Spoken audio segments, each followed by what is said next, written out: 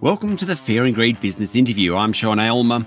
Australia is in the grips of a housing affordability crisis. Families are being priced out of rentals while house prices are climbing again after a short post-COVID decline. So is there a long-term solution here, potentially one that keeps a roof over people's heads, literally, and provides an opportunity for investors too? Scott Langford is the Group CEO of St George Community Housing, which is a supporter of this podcast. Scott is also a Director of Power Housing Australia, managing affordable housing across Australia, and the former chair of the International Housing Partnership, so knows what's going on. He says the system here in Australia needs long-term structural reforms. Scott Langford, welcome to Fear and Greed. Thanks very much, Sean. Great to be talking with you and your listeners. So just how bad is the housing crisis right now? Look, Sean, I think the fact that it's on the front page of the newspaper, it's on TV, it's become the barbecue discussion, is an indicator that the pressures of the housing are being felt right across the whole community. And if it's not affecting you personally, there's someone you know that's worried about whether they're going to be able to pay the mortgage, or maybe worried about whether their kids will be able to get into the market, or whether they're going to find a place to rent or keep the place to rent. So it's a massive issue, and it's starting to impact not just in the housing space, but also employers who are struggling to find places for employees to live, to keep their businesses running. So is it worse now than normal? And if so, why? I think it's a continuation of a pattern that we've seen emerging over the course of decades, but it's particularly acute at the moment. I think we see in Australia similar patterns to what's played out overseas, where the impact of COVID and then the return of migration has had a significant impact on the market. But really, this is a long-term pattern. And what we're talking about is decades of housing policy and related policy that have led us to a place where more and more people are struggling, and more of our cities around Australia are really at breaking point where the way the city functions is at risk. So, I mean, what are the solutions? That's not exactly the easiest question to ask. I suppose, firstly, what are the attempts that we've made to fix it? And is anything working at the moment? Look, I think there's been really interesting policy interventions from time to time by different levels of government. One of the challenges and opportunities we have in Australia is that housing policy is not set by any one level of government. There are levers that the federal government, state government and local governments are responsible for, and very rarely have we seen those work in a coordinated fashion. There's an approach at the moment to develop a national housing and homelessness plan, and the federal government's proposed the establishment of a national housing supply and affordability council to start to create a better way of integrating all of those levers. And I think that's encouraging, but it's not going to deliver relief in the short term. What we really need to see is that those levers are pulled together. So planning interventions, tax reform, and settings that will encourage institutional investment into our rental market, which can be a really important aspect of structural ballast in the housing system. Okay, so I want to get into what St George Community Housing does, where institutional investors can play in this, the super funds, etc. But before we get to that, is it a supply issue fundamentally? We just need more houses, simple as that. I'm always cautious about simple statements. It's a complex problem, but absolutely supply is the key part of the solution. I'd add that it's the right supply in the right places, and at times it's targeted supply. There is no evidence globally that the simply increasing general market supply is going to solve the housing issue, particularly for lower income households in Australia and increasingly for people in lower paid jobs. Okay, so where does St George, or how does St George Community Housing fit into this equation? So our role is to work with government developers and investors and bring together capital and capability so that we can deliver more social and affordable and market rental housing.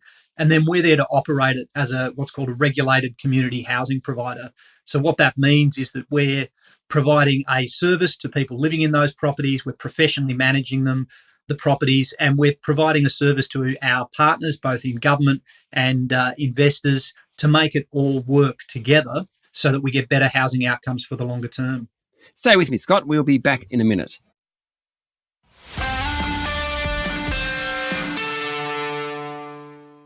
I'm talking to Scott Langford, Group Chief Executive Officer of St George Community Housing.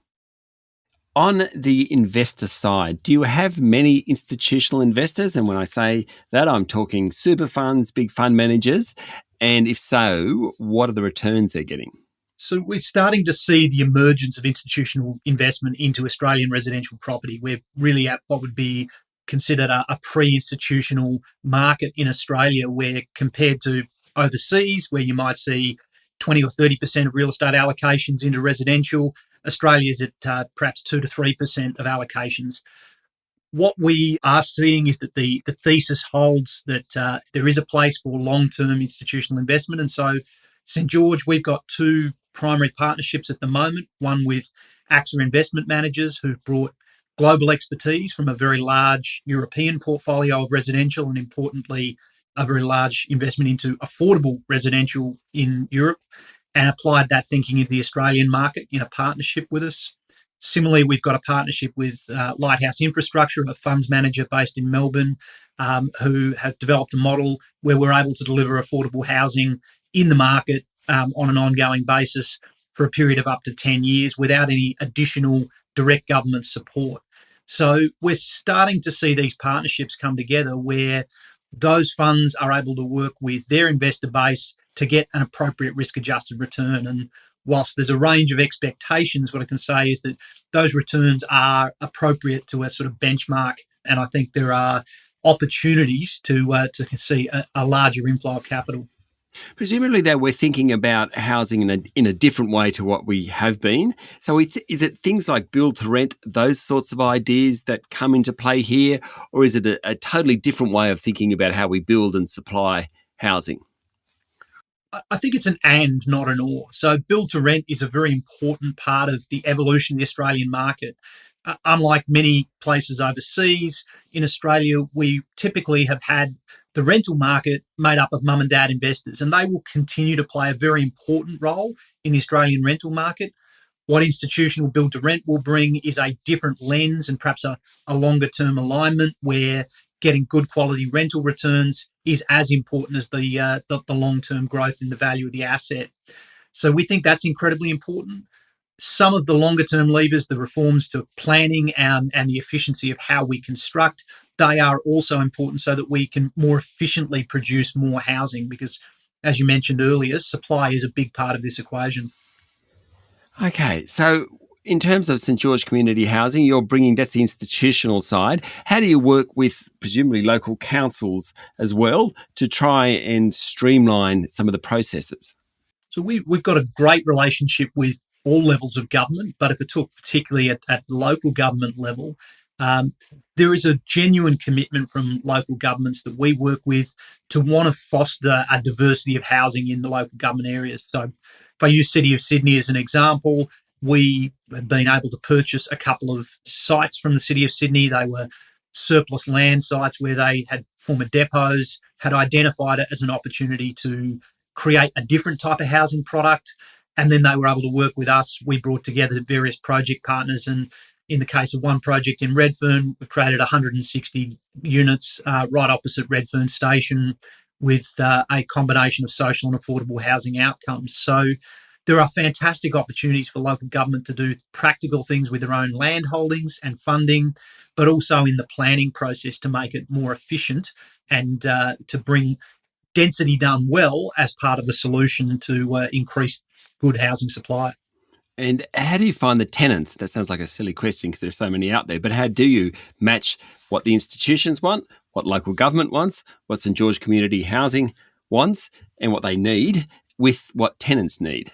We're fortunate, Sean, that we operate in a regulated environment. And when I say we're fortunate to be in that environment, what that means is that there are a range of stakeholders who create the framework that ensures we're doing things fairly and equitably, and that we are serving the demand that is expected from different cohort groups. So in the case of social housing, if I talk about New South Wales, there is a common waiting list across the state for people applying for social housing, and we draw off of that list based on the different typology. So people looking for two-bedroom house in a particular area, and we go to that list.